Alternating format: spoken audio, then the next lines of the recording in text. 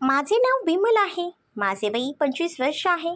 मी अंगाने बारीक तसेच दिसायला गोरी व माझी फिगर देखील खूपच सुंदर होती. माझे एका विशाल नावाच्या मुलासोबत वयाच्या 22व्या वर्षी लग्न झाले होते. विशालला एका कंपनीत कामाला होता. विशाल माझ्यावर खूपच प्रेम करायचा.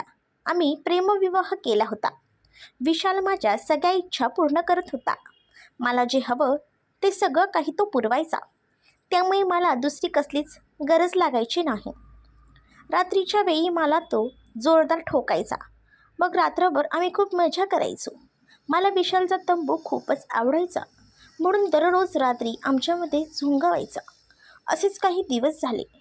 विशालचा हे सगळं करायचा मूड आता हळूहळू कमी झाला होता. पण मला या सगळ्याची खूपच आवड असायची. माझा खूप करायचा मूड असायचा. पण विशाल त्यावेळेला थंड व्हायचा.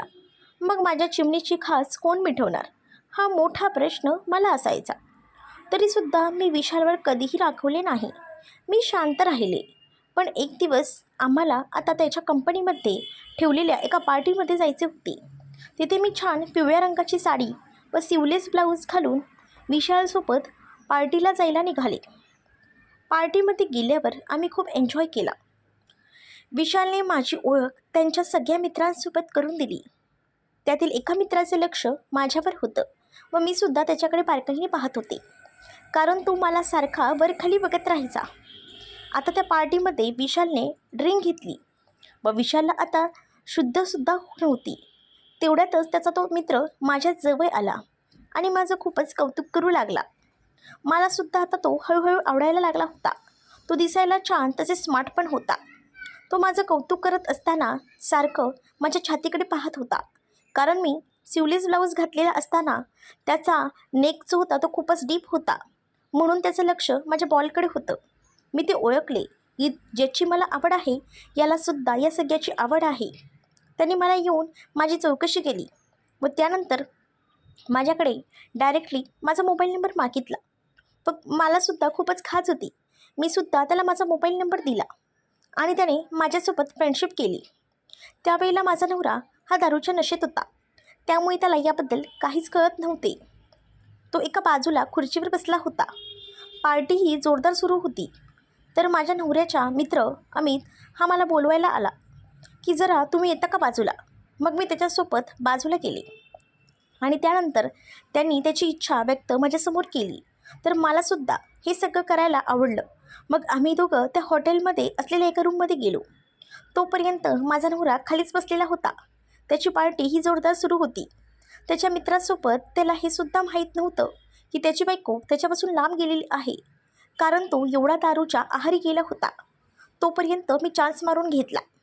मी ते हॉटेलच्या रूममध्ये गेले त्याच्या मित्रासोबत. अमितने माझ्यासोबत कार्यक्रमाला सुरुवात केली. मी साडीचा पदर बाजूला करताच माझे बॉल त्याला दिसले. माझे बॉल पाहता क्षणी त्याचा तंबू उभा राहिला. मी पाहिले आणि त्यानंतर मी त्याच्या तंबूला हळुवारपणे हात देखील लावला. तर त्याचा जोश अजूनच वाढला. तो माझे बॉल जोरात दाबायला लागला. माझासुद्धा आता उद्रेक झाला होता, कारण जी इतके दिवस मला हवे होते ते अमितने पूर्ण करत होता. म्हणूनच मी आता साडी व ब्लाऊज हे दोन्ही काढले आणि त्यानंतर अमितने सुद्धा आपले कपडे काढले. आम्ही तुझे बॉल दाबत आहे तोपर्यंत मी त्याचा ऊस चुकत होते. हे सगळं करताना खूपच मजा येत होती. कित्येक दिवसाची वासना होती. त्यानंतर अमितने त्याचा ऊस माझ्या चिमणीत घातला आणि त्यानंतर जोरजोरात रात्रीच्या कार्यक्रमाला सुरुवात झाली. त्याच्यासोबत कार्यक्रम करताना खूपच आनंद वाटत होता आणि मला हवं तसं तो अगदी सगळं काही देत होता. जवळजवळ 1 तास आमच्यात कार्यक्रम पार पाडला. त्यानंतर आम्ही दोघांनी कपडे वगैरे घातले आणि पुन्हा एकदा पार्टीमध्ये सहभागी झालो. त्यानंतर मी माझ्या मिस्टरांना घेऊन घरी जायला निघाले. घरी जाऊन आम्ही दोघेही झोपलो. झोपतेवेळी मला अमितच आठवत होता आणि ती मजा, हे सगळं आठवतच मी झोपून गेले. दुसऱ्या दिवशी सकाळी विशाल हा त्याच्या कामावर निघून गेला. मग मी घरात एकटीच होती. तेवढ्यातच अमितचा माझ्या फोनवर फोन आला. अमित मला बोलायला लागला की काल रात्री खरंच खूप मजा आली. मला तुझ्या एवढं सुख कोणीच दिलं नाही. मला आता परत करायची इच्छा झाली आहे. त्यावर मी लगेच त्याला सांगितले की घरात कोणीच नाही आहे, तू येतोस का? त्यावर आम्ही लगेच तो बोलायला लागला की घरी यायला तयार होतो. अमित घरी आल्यावर त्यांनी मला पाहिले तर मी एका गाऊनवर होते आणि तो गाऊनसुद्धा खूपच सेक्सी होता. सेक्सी गाऊनमध्ये मला पाहून तो आता लालबुंद झाला होता. मला बोलला की चल लवकर बेडरूममध्ये. आणि बेडरूममध्ये जाऊन आम्ही पुन्हा एकदा कार्यक्रमाला सुरुवात केली. मी गाऊन काढला व ब्रा आणि पॅन्टीवर होते. मग माझ्या ब्राचा हळूहळू चावा घेत त्याने माझ्या बॉलला चोळायला सुरुवात केली. मग मलासुद्धा आता त्याचा ऊस हवाहवासा वाटत होता. मग मीसुद्धा त्याचा ऊस हातात धरला. त्यावेळी त्याला झटका लागला. मग त्याने ब्रामधून माझे बॉल बाहेर काढले आणि आपल्या तोंडावर आपटायला लागला. तर मी त्याचा ऊस घेऊन माझ्या बॉलवर मारत होते. असा हा कार्यक्रम पुढे चालतच राहिला. नंतर हळूहळू खूपच मजा येत होती. आता पुढे जाऊन आम्ही पुन्हा एकदा आमच्या कार्यक्रमाला जोरदारपणे सुरुवात केली. पण आज 1 तास नव्हे तर तब्बल 5 तास आमचा कार्यक्रम सुरू होता. कारण आज घरात नवरासुद्धा नव्हता आणि माझ्यासाठी रान मोकळं होतं. एवढा आनंद मला अमित देत होता, त्याच्या कितीतरी कमी पटीने आनंद विशाल देत होता. त्यामुळे मला आता विशाल सोडून फक्त अमितच हवाहवासा वाटत होता. विशालसोबत आजपर्यंत गेलेली रात्र मी विसरून गेले होते. कारण अमितने मला खूप काही एका रात्रीतच दिलं होतं.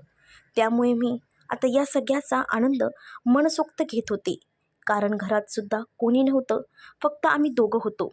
त्यामुळे आता हा कार्यक्रम जवळजवळ 5 तास चालला. 5 तास झाल्यानंतर आता आम्ही दोघंही जण एकमेकांकडे पाहत राहिलो आणि हा आनंद एकमेकांकडे पाहत असताना खूपच एन्जॉय करत होतो. मी त्याला म्हटलं की आपण रोज हाच कार्यक्रम करायचा का? तसंही माझा नवरा कधीच घरात नसतो, तो कामावर जातो. सकाळी एकदा गेला की रात्रीशिवाय येत नाही. तोपर्यंत मी एकटीच असते. तर तू अधूनमधून येत जाशील का? त्यावर अमितसुद्धा हो बोलला. कारण त्याला आता माझी जरा जास्तच आवडायला लागली होती. मी त्याला सगळं काही देत होते आणि त्यामुळे तो माझ्या हळूहळू जवळ येत होता. त्यामुळे तोसुद्धा रोज आता नवरा नसताना यायला लागला होता आणि आम्ही तशीच रोज मजा देखील करत होतो. अशाच कहाण्या पाहण्यासाठी आपल्या चॅनलला सबस्क्राईब करा.